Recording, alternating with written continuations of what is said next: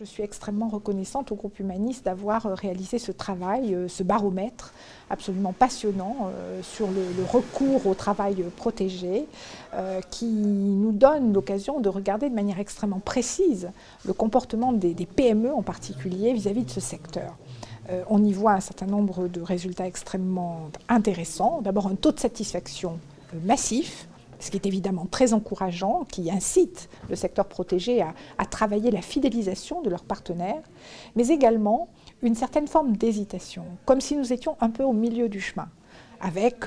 une connaissance générale, globale du secteur protégé, mais cette difficulté à imaginer l'ensemble des trésors, si je puis dire, de services, d'initiatives, d'innovations qu'il peut apporter aux entreprises. Un comportement aussi un peu daté parfois de l'entreprise qui comprend ce qu'est l'achat éthique,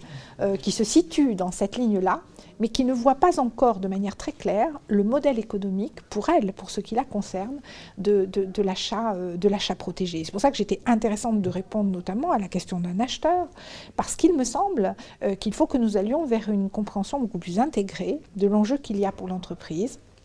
à acheter au secteur protégé, à bénéficier évidemment de la reconnaissance ainsi de son effort d'emploi des personnes handicapées, mais aussi à une compréhension plus large de l'enjeu qu'il y a pour les entreprises dans la France de 2011,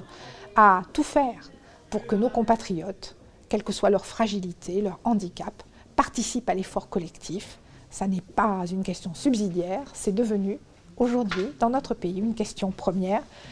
Donc je suis riche des enseignements fournis par ce baromètre et ils seront immédiatement versés à ce travail que nous sommes en train de faire sur le modèle particulier qui est celui du secteur protégé.